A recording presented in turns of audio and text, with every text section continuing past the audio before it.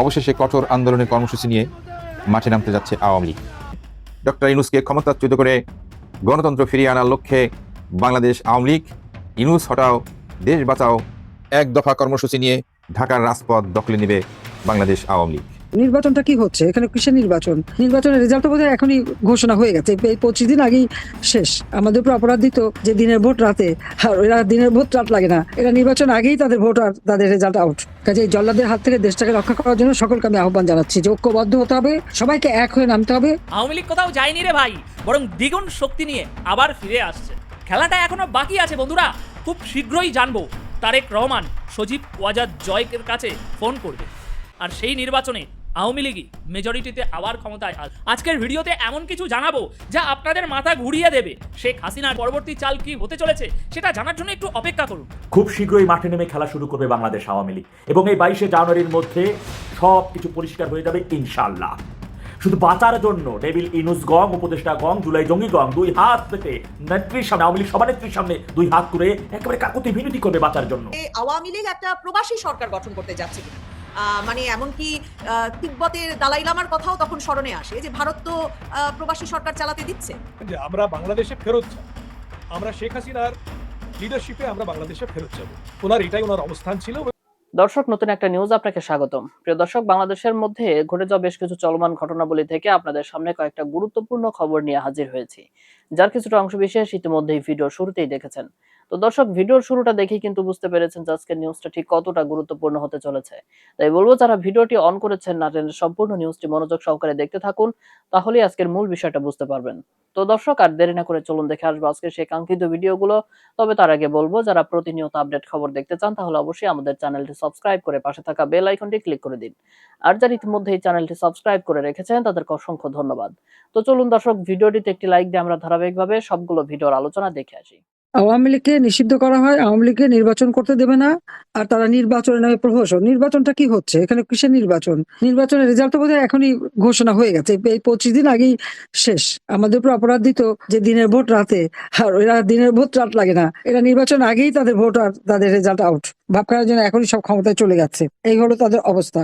অবৈধভাবে ক্ষমতা দখল করে মেটিকুলাস ডিজাইনের মাধ্যমে সেই কি মাস্টার মাইন্ড দ্বারা আন্দোলন সংগঠিত করা, এটা তো ডক্টর ইউনূস নিজের মুখেই বলেছে।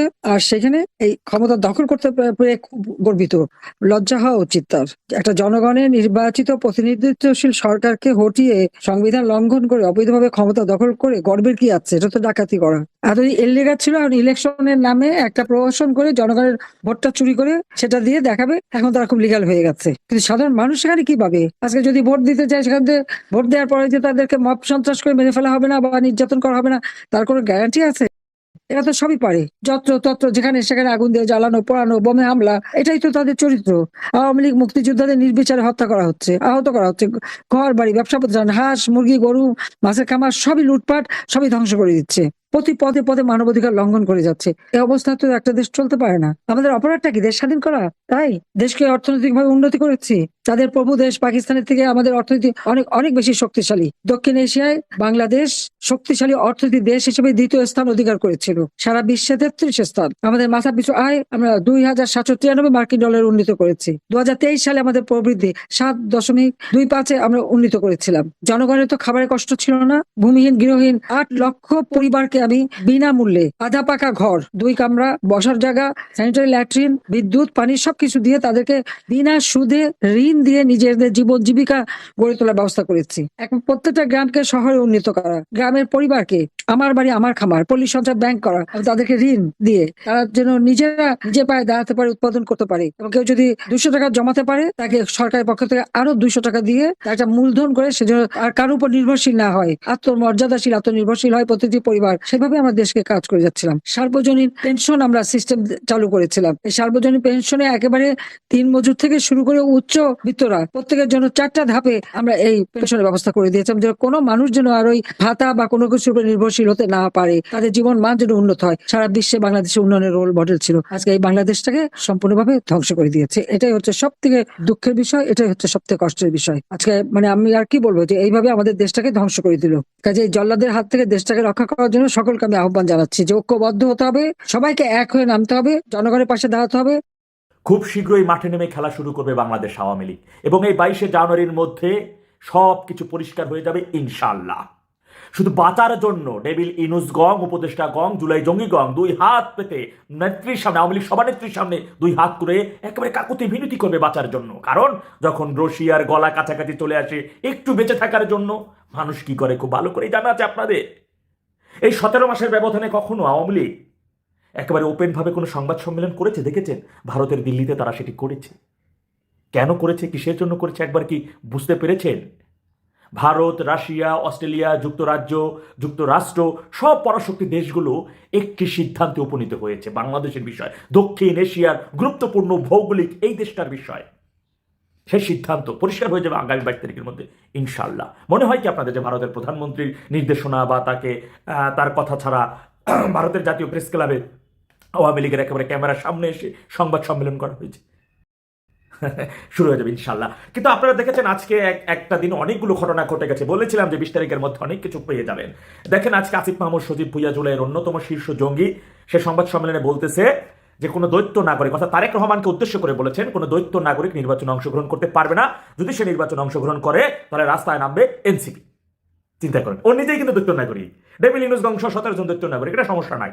তারেক রহমানের এখন সমস্যা, এটা কারণটা কি হচ্ছে? আরেক দেখেন কথা একটা বলেছে, প্রয়োজন হলে নির্বাচন কিছুটা দিন পিছিয়ে দিতে হবে। জি, আমি আগেই বলেছি এটা কোনো সংসদ নির্বাচন নয় দাদু। আজকে দেখেছেন জামাতের তাহের বলেছে ভোট কেন্দ্রের ভিতরে সেনাবাহিনী এবং পুলিশগণ প্রবেশ করতে পারবে না, তাদের নিষেধ করে দেওয়া হবে। এই বিষয়ে তারা ডেভিল ইনুসের কাছে তারা বলেছেন এবং ডেভিল ইনুস বলছে ঠিক আছে সেটাই করা হোক। কারণ ভোট কেন্দ্রের ভিতরে কি হচ্ছে না সেটা আপনার দেখার দরকার নেই তো, আপনার পাহারা দেওয়ার দরকার ভোট কেন্দ্রের বাইরে, ওই বাইরে রাস্তায় মাঠে, সেটাই হোক। এবং তারেক রহমান নির্বাচনে যাইতে পারবে না। আর সেখান থেকে বাঁচার জন্য তারেক রহমান জুলাই জঙ্গিদের মুক্তিযোদ্ধাদের সাথে তুলনা করেছেন, তাদের জন্য আলাদা মন্ত্রণালয়, দপ্তর টপ্তর ইত্যাদি করবেন। কাজ হবে না দাদু, কাজ হবে না, কোনোভাবে কাজ হবে না। সুতরাং আগামী 12 তারিখে যে নির্বাচনটা, এটি কোনো সংসদ না। জানেন ডেভিল ইনুস যে রিসেট বাটনের কথা বলেছিল 71 মুক্তিযুদ্ধকে মুছে দেওয়া, সেটি বাস্তবায়ন। এই হ্যাঁ না গণভোটের নির্বাচন, সেই নির্বাচন 72-এর সংবিধান ফেলে দেওয়ার নির্বাচন, সেই সংবিধান দেশ থেকে 71 মুছে ফেলার নির্বাচন, সেই নির্বাচন আমাদের সংবিধান থেকে বিসমিল্লাহ শুরু করতেছি মহান আল্লাহ তাআলার নামে, সেটি মুছে ফেলার নির্বাচন। এই নির্বাচন বাংলাদেশের অবশিষ্ট গুরুত্বপূর্ণ স্থাপনাগুলা বিদেশিদের হাতে তুলে দেওয়ার জন্য সেই গণভোটের নির্বাচন। এই নির্বাচন বাংলাদেশের বাকিটুকু অংশ জঙ্গিবাদের হাতে তুলে দেওয়া সেই নির্বাচন। কিন্তু কোনো আশাই পূরণ হবে না ইনশাল্লাহ। এই জমিনে খুব শীঘ্রই তত্ত্বাবধায়ক সরকার আসতেছে। আগে বলছি, এখনো শক্তভাবে বলছি, ডেভিল ইনুসের অধীনে বাংলাদেশে কোনো নির্বাচন হবে না, হতে দেওয়া হবে না, সম্ভব না, করতে পারবে না। এইটা চিরন্তন সত্য। একেবারে স্কিল দিয়ে শর্ট আপ করে লিখে নেন, স্ক্রিপ্ট দিয়ে ভিডিও ডাউনলোড করে রাখিয়ে দেন। আমি বলছি ডেভিল ইনুসের অধীনে বাংলাদেশে কোনো নির্বাচন হবে না। এবং বাঁচার জন্য রশিয়ার গলা ওদের খুব কাছাকাছি চলে আসছে ভাইরা আমার, নিজেদের মধ্যে যোগাযোগ বৃদ্ধি করুন। তৃণমূল আপনারাই শক্তি। আমাদের চূড়ান্ত যুদ্ধ কিন্তু করতে হবে, সেই যুদ্ধের সময়টা খুব কাছাকাছি চলে আসছে। কারণ স্বাধীনতা বিরোধী জুলাই জঙ্গিরা খুব সহজে ছেড়ে দিবে না, খুব সহজে ওরা পালিয়ে যাবে না। কারণ ওরা জানে আওয়ামী লীগ ফিরে আসলে ওদের পরিণতি কি হবে। স্বাধীনতা বিরোধীরা জানে আওয়ামী লীগ ফিরে আসলে ওদের পরিণতি কি হবে। তাই ওরাও বাঁচার জন্য লুট হয়ে যাওয়া অস্ত্র, বিদেশ থেকে নিয়ে আসা অস্ত্র, পাকিস্তান থেকে আনা অস্ত্র, জঙ্গিরা ওরা একটা জায়গায় আবদ্ধ হয়েছে। আজকে দেখেছেন এই ডেভিল ইনুস গঙ্গের স্বরাষ্ট্র উপদেষ্টা বলছে থানার লুট হয়ে যাওয়া অস্ত্র তারা নির্বাচনে ব্যবহার করবে না, সে নিশ্চিত হয়েছে। বুঝতে পারতেছেন কথাটা? অর্থাৎ ওই লুটকারীদের সাথে ওর যোগাযোগ রয়েছে। এই কালপিটদের সত্যি শয়তান, এই মুখোশধারী শয়তান স্বরাষ্ট্র উপদেষ্টার সাথে ওই লুটকারীদের সাথে সম্পর্ক রয়েছে। ওরা ওকে বলছে আমরা ওই অস্ত্র দিয়ে গুলি করবো না, আমরা স্নাইপার দিয়ে গুলি করবো। এটা ওরা বলছে। ও কিভাবে নিশ্চয়তা দেয় লুট হয়ে যাওয়া অস্ত্র ব্যবহার হবে না? বদমাইশ কোথাকার। একটা ডেভিল ইনুসের একটা সবচাইতে ভালো কাজ কোনটা হয়েছে জানেন? ও যে জঘন্য নিকৃষ্ট শয়তান, সব বদমাইশগুলোকে এক জায়গায় করতে পারছে। সুতরাং এই বদমাইশগুলোকে একসাথে ইনশাল্লাহ একেবারে আবু সাইদ করে দেওয়া হবে। আবু সাইদ করতে পারলে একেবারে দেশটা শান্তি দেখবে।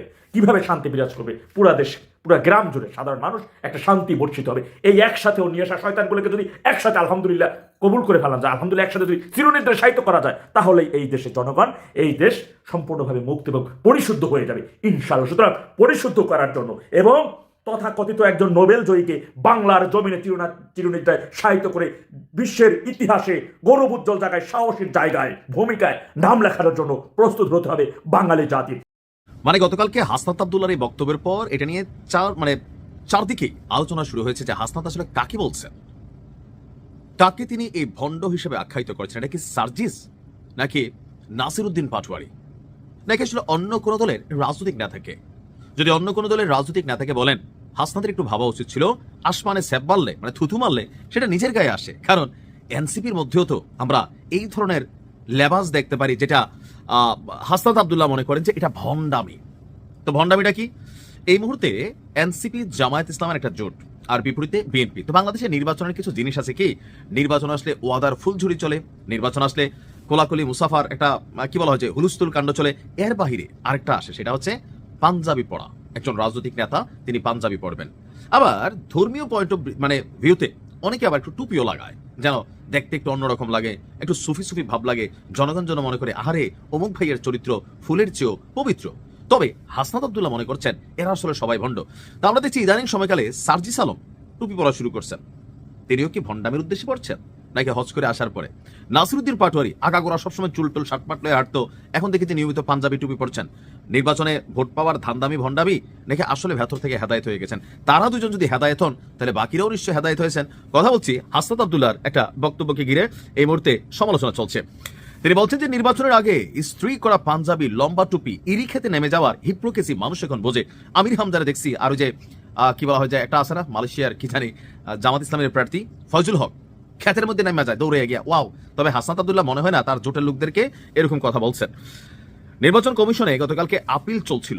বিএনপি নেতা আব্দুল আওয়াল মিন্টু এবং হাসনাত আব্দুল্লাহর মধ্যে একটু বাকবিতণ্ডা হয়েছে। তো মিন্টু সাহেব তিনি অশোভন আচরণ করেছেন এবং কমিশন কর্তৃক বিষয়টি এড়িয়ে গিয়েছে, আর এতেই খেপেছে হাসনাত আব্দুল্লাহ।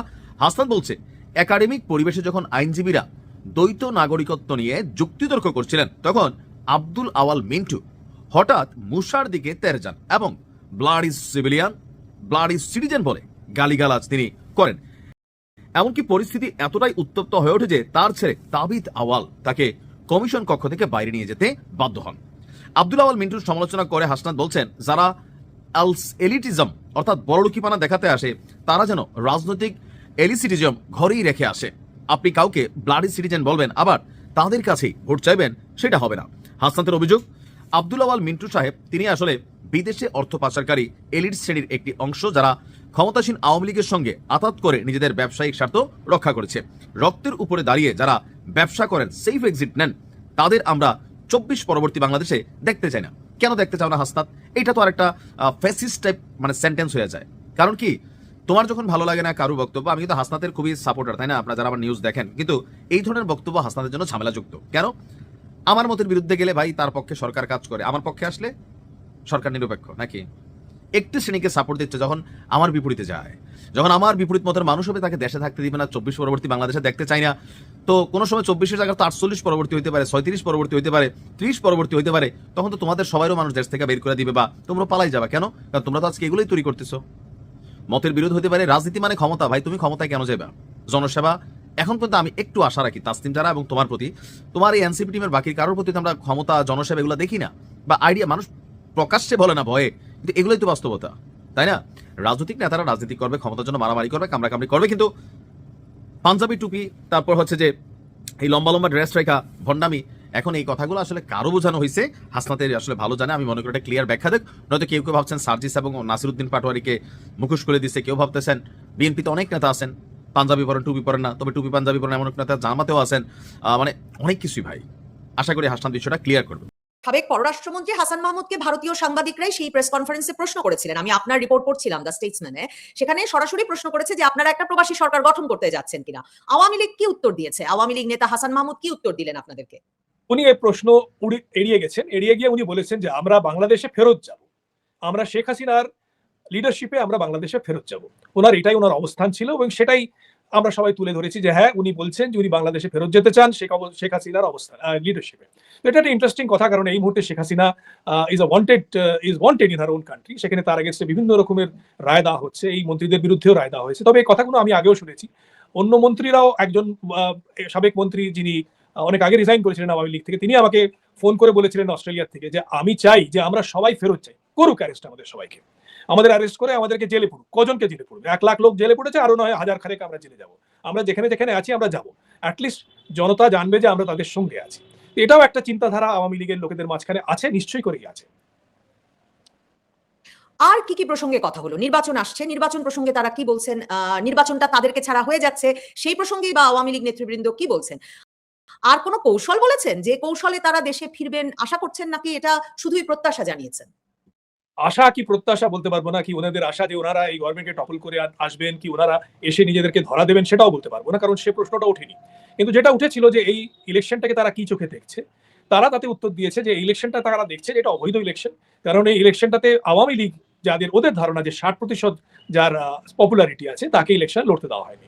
এটা সত্য যে এর আগে ওরা যেটা বলছে যে কোনো পার্টিকে তো তারা ব্যান করেনি, এক্সেপ্টিং জামাতে ইসলামীকে ব্যান করা হয়েছিল বিকজ অফ ওয়ার ক্রাইমস, ওরা যে ট্রাইব্যুনাল করেছিল এবং তাদের নেতৃবৃন্দকে ওরা অভিযুক্ত করেছিল যে 71-এ তারা এতগুলো খুনের মামলা, সত্যিকারের খুনের মামলায়, বানানো খুনের মামলা না, একজন লোক বসে আছে ঢাকা, তার আগে সে নরসিংদীতে খুনের মামলা, ওরকম মামলা নয়, রেপের মামলা, জেনোসাইডের একটা পুরো মামলা ছিল, যেটার জন্য তারা সেটাকে কিছুদিনের জন্য ব্যান করা হয়েছিল।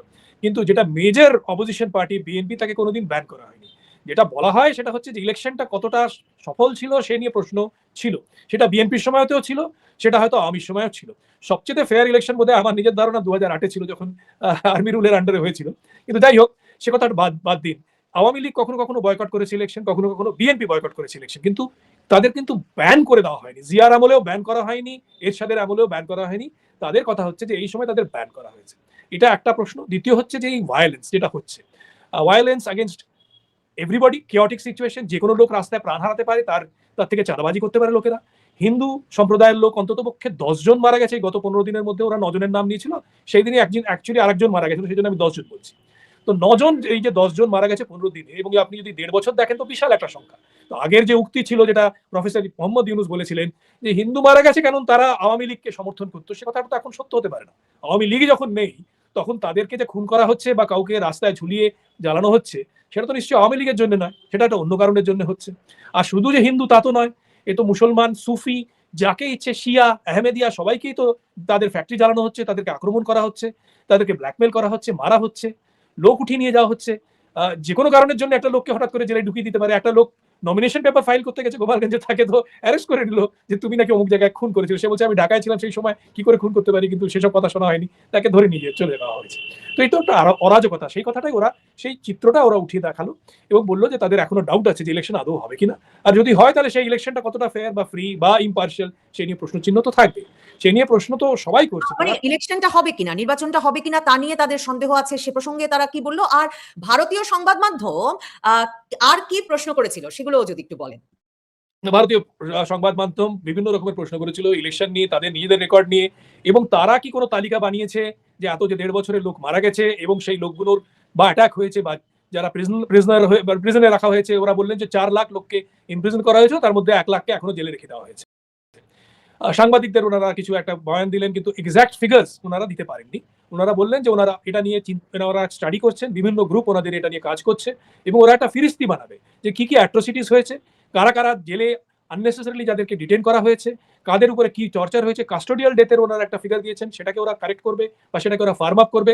এই সবটা করে একটা প্রপার রাইটসের উপরে, হিউম্যান রাইটসের উপরে রিপোর্ট তৈরি করে ওনাদের ইচ্ছা এগুলো বিভিন্ন ইন্টারন্যাশনাল বডির সামনে তুলে ধরে বলা যে এই হচ্ছে বাংলাদেশের এই অবস্থান, ওনাদের এটা ওনাদের ইচ্ছা। এখন কতটা কি করবেন, কি করতে পারবেন, সেটা তো ওনারাই বলতে পারবেন। তো দর্শক, দেখলেন আজকের সবগুলো ভিডিও। আর এই ভিডিওগুলো সম্পর্কিত যদি কোনো তথ্য বা মতামত থাকে তাহলে তো অবশ্যই কমেন্ট করে জানিয়ে দিন। এতক্ষণ সাথে থাকার জন্য ধন্যবাদ। নিউজটি শেষ করছে এখানেই, ফিরছে আগামী ভিডিওতে নতুন কোনো টপিক নিয়ে। আল্লাহ হাফেজ।